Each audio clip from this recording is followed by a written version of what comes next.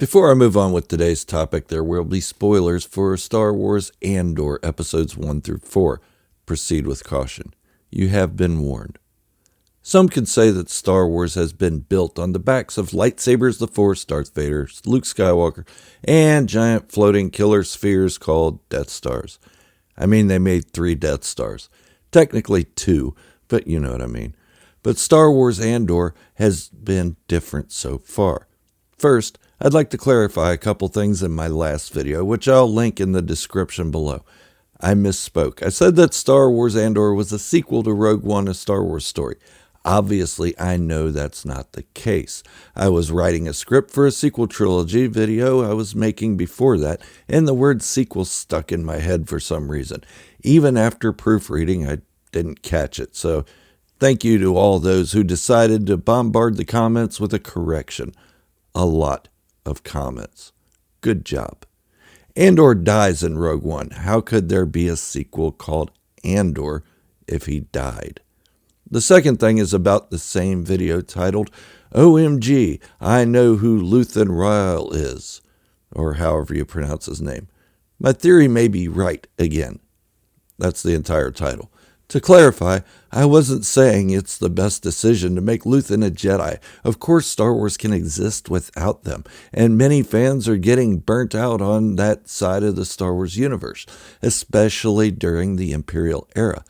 I don't dislike Jedi, I don't dislike Sith. Ahsoka is my favorite Jedi turned light side Force user, and Darth Vader is my favorite Sith.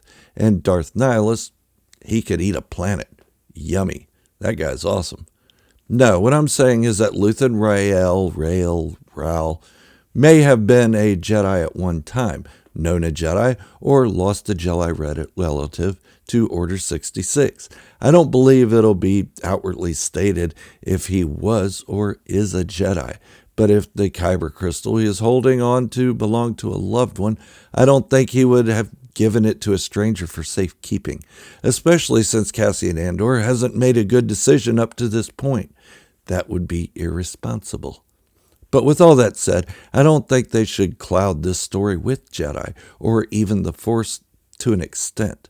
The Andor series has been about the common man standing his ground against an oppressive empire, showing that it doesn't take just superheroes to rise and fight for what he believes in. Not because of duty, not because of an oath. I think these things would be ruined in the Andor series if a Jedi were to show up and save the day, just as I thought it took away from Din Djarin's heroism when Luke Skywalker showed up to save the day in The Mandalorian. It was unnecessary, other than a Deus Ex Machina, or Ghost in the Machine, meaning there was no way out of and a miracle happens and all are saved. I didn't mind Ahsoka's appearance in The Mandalorian because she was only useful in giving Grogu a name.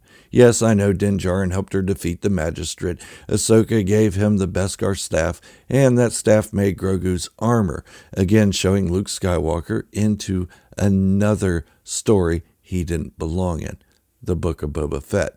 As great as that arc was, he really didn't belong there. But in The Mandalorian, Ahsoka didn't save the day. She didn't rescue Grogu, she didn't save Din Djarin's life, she was just kind of there as a sage. Exact opposite really with Grogu, she really wanted nothing to do with him. But the Star Wars Andor series doesn't need any of that. It has its own legs to stand on. It has the power to create a new generation of Star Wars yet to come. Not too much though. We will still need Jedi and their own stuff eventually. The Ahsoka series seems to be very promising, and I'm sure Ahsoka will also be in The Mandalorian Season 3. Heck, we might even see Luke again. Who knows? Yeah, I hope not.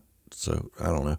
But what I'm saying is Andor doesn't need the Jedi to make it work as a Star Wars series. I wasn't advocating for Luthen Rael to be a Jedi. Again, just saying it's possible that he was one at one time. Possible. But even if he is, there are a ton of interesting characters in this show that are not Jedi. Brasso, the best homie a rebel could ever have. Bix, the one that got away but is most likely a badass. Marva. Hasn't anyone noticed her last name is Andor? Peculiar. We're also talking about Tony Gilroy as the showrunner, the guy who made the rebels understand the Jedi were not coming to bail them out in Rogue One, a Star Wars story. I'm sure he knows what to do with this series, and we all just have to be patient and watch it unfold. Act 1 is likely concluded. Let's sit back and enjoy our adult Star Wars show for the next 2 acts. That brings me to another point. This show is for us. We who got into Star Wars as kids and grew up.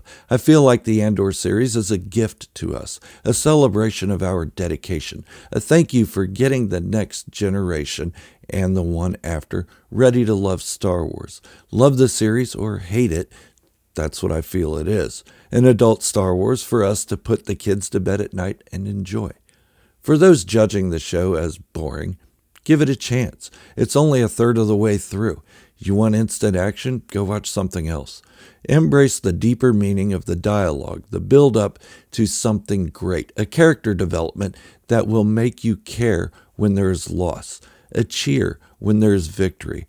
I don't want to say you have to like Andor, but just give it a chance, a full chance. Finish the series. If you still don't like it at the end of it, then by all means, trash Andor. Respectively to fans, though.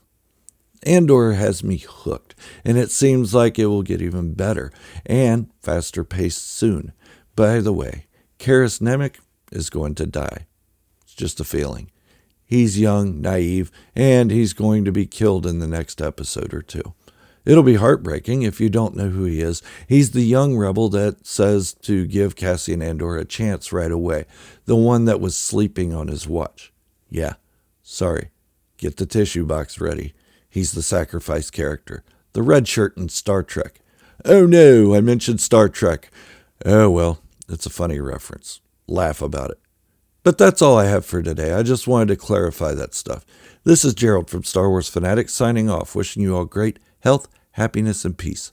Thank you for watching, and remember, this is the way, the only way.